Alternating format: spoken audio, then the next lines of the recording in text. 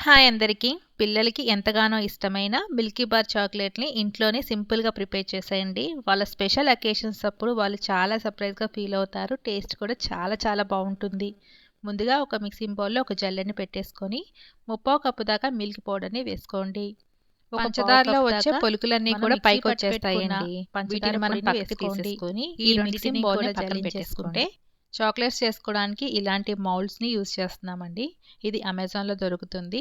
కావాలనుకుంటే లింక్ అనేది ప్రొవైడ్ చేస్తాను.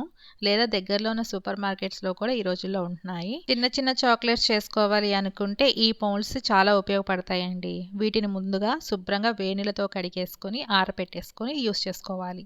ఒక మిక్సింగ్ బౌల్‌లో అరకప్పు దాకా వెన్నని తీసుకోండి. నేను ఇంట్లో చేసి పెట్టుకున్న వెన్నండి. మీరు బయట దొరికేదైనా సరే రూమ్ టెంపరేచర్ వచ్చే వరకు యూజ్ చేసుకోవచ్చండి. ఈ మిశ్రమాన్ని మనం పక్కన పెట్టేసేసుకొని స్టవ్ వెలిగించుకొని ఒక గిన్నెలో ఒక గ్లాస్ వాటర్‌ని వేసుకోండి. డబుల్ బాయిలింగ్ మెథడ్‌లో చాక్లెట్స్ మనం ప్రిపేర్ చేసుకుంటున్నామండి. ఇప్పుడు మనం ఇందాక వెన్న తీసుకున్నాం కదా! ఆ మౌల్డ్‌ని దీని మీద పెట్టేసుకొని వెన్నంతా కూడా కరిగించేసుకోండి. స్టవ్ అనేది సిమ్‌లో పెట్టేసుకొని జస్ట్ మనం వెన్న కరిగితే సరిపోతుందండి. ఎక్కువసేపు మనం స్టవ్ ఆన్ చేసి పెట్టాల్సిన అవసరం లేదు. ఈ టైంలో మనం స్టవ్ అనేది ఆఫ్ చేసేసుకొని వెన్న అనేది ఇలా పూర్తిగా కరిగిపోయాక మనం ఇందాక జల్లించి పెట్టుకున్న మిల్క్ పౌడర్ మరియు ఈ షుగర్ పౌడర్ అనేది ఇంట్లోకి కొద్ది కొద్దిగా వేసుకుంటూ మిక్స్ చేసుకోండి. లేదంటే ఒకసారి వేసుకుంటే కొంచెం ఉండలాగా తయారవుతాయి. కొద్ది కొద్దిగా వేసుకొని మిక్స్ చేసుకుంటే చక్కగా మనకి బ్యాటర్ అనేది చాలా సాఫ్ట్‌గా ఈ విధంగా రెడీ అవుతుందండి. కన్సిస్టెన్సీ చూడండి ఈ విధంగా ఉండాలి. ఇప్పుడు దీన్ని పక్కకు తీసేసుకోవచ్చు.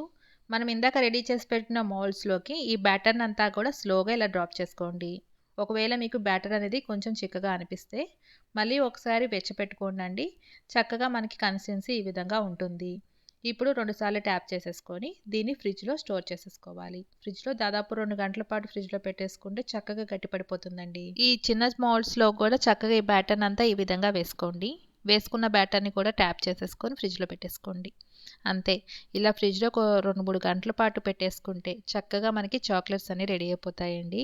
చూడండి చాక్లెట్ అనేది మనకి స్టోర్ చేసుకున్నాక ఈ విధంగా వచ్చింది. ఇంట్లోనే ఇలా హైజీనిక్‌గా చాక్లెట్స్ అన్నీ కూడా ప్రిపేర్ చేసుకోవచ్చండి. వీటిని ర్యాపర్‌తో ర్యాప్ చేసేసుకున్నా కూడా చక్కగా మనకి ఈ విధంగా ఉంటాయి. ర్యాప్ చేసుకోవాల్సిన పని లేదు అనుకుంటే మనం ఈ విధంగా స్టోర్ చేసేసుకోవచ్చు. స్పెషల్ అకేషన్స్ అప్పుడు మనం ఈ విధంగా చేసి పెట్టండి. సింపుల్‌గా అయిపోతుంది కదా!